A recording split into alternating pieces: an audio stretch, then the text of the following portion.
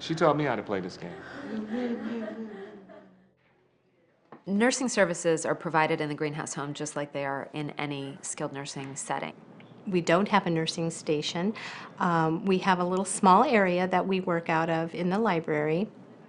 We could provide just as good care, if not better, medical care here because of the small environment. We're interacting with them all throughout the time that we're here, and so we notice things. We notice if there's one little thing, if they've got a sniffle, we notice that. We know them so well. Hi. It's kind of a holism. It's a holistic approach. Very good. You're a perfect specimen here. And that is what we're doing here, really, as nurses. And that's why the elders here are thriving so well. I started in the long-term care field about 30 years ago, and I will confide that at that time I despaired of the possibility of nursing homes offering the kind of long-term care that our elders could truly endorse. And I'm gratified to see in the greenhouse model a vehicle that can bring individualized personal care to the forefront. Such individualized personal care, I think, is the best long-term care and, in fact, the best medical care. I think one of the things that is really meaningful to me and to be on this journey of greenhouse and greenhouse replication is the fact that there is a model. There is a model that all are really charged with upholding, and that there is the infrastructure to provide the training and the education. One of the misconceptions that I've heard from others in the field about greenhouses is that because of the size, that it cannot be financially viable. Serving 10 elders in a small environment, how can that really work? Well, it does work, and it's been demonstrated, not only in our organization, but growing organizations around the country, that it can work. It can be financially viable, and clearly the quality of life, is just superb. So what did you do when you were younger? Do you want a drink of your apricot nectar? I'd like that.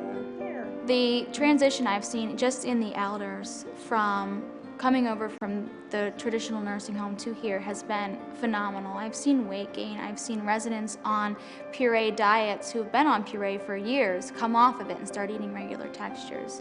I've had a resident who couldn't feed himself, was being assisted with almost every aspect of his daily routine. The first day we moved them in here, he wheeled himself to the table, picked up a spoon, and started to feed himself. And it's things like that that make this whole concept worthwhile. Environments that invite people to live a life and to invite them to be a part of life in a community really transform those lives. But it transforms the lives of people who work there as well. In greenhouses, their turnover rates are very low. People want to come to work. They're honored for the work that they do. I'm never afraid of sitting down on the couch and talking with somebody and looking over my shoulder to see if the boss is coming in to, say, hey, what are you doing? Get to work, Here, that is work. The Shabbazim were like a family to my mother. They were like her own children. They arrived in the morning, they went in for a hug. They went off their shift. Before they left, they went in for a hug. They were so sweet and tender and gentle and happy, and she gave that back to them. It was contagious. Having Mary Valentine in the house she just radiated love, and when she did see, she'd always, say, oh, hello, and she'd always come up and want to hug, and she could tell you stories too, because she was also a nurse. And so she had some insights and some opinions on how we're doing our job. And she said that this place was going to be the future. This place was her home. She lived her life to the fullest. We learned a lot from her. She enjoyed everything that we gave her. She made you feel like family, and she made everybody else feel good here too. My mother lived here for probably one of the happiest years of her life. She kind of sprouted wings. She had her 101st birthday, and what she wanted for her birthday, she told everyone, was a cigarette and a margarita. We had a Saturday night party here, and we had a lot of relatives here. We took some pictures. She was very, very good spirits.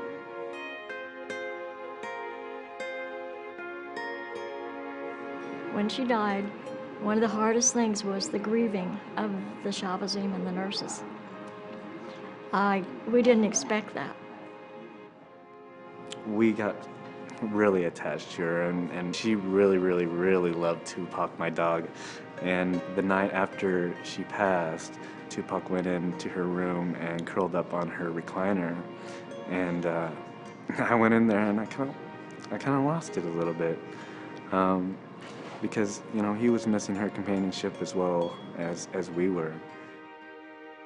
We shared our sadness, we've shared joy, we've shared celebration, we've shared all of the life cycle special moments, and it happens here. Our family believe that people living here, it extends their life.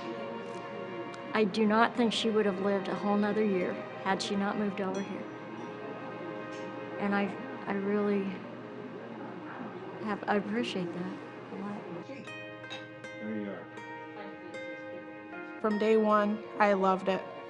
It took a lot to get used to just because it's new, but now I wouldn't trade it for the world. It's the best job. It is. It's the best job in the world. I think it's a total honor to take care of the elders because of the fact that they have lived their lives.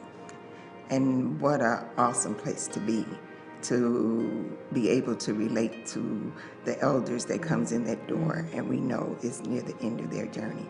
And to me, every day is precious, every day. If somebody said to me, what's the biggest thing that's different about the greenhouse? I would say the biggest thing that's different is that in the greenhouse, love matters. When I think about accomplishments in my profession, there's no question. This is the one that I'm proud of. This is one time where you can say, life got better because we did this. It's just home, isn't it? Isn't it? Isn't it? It's home.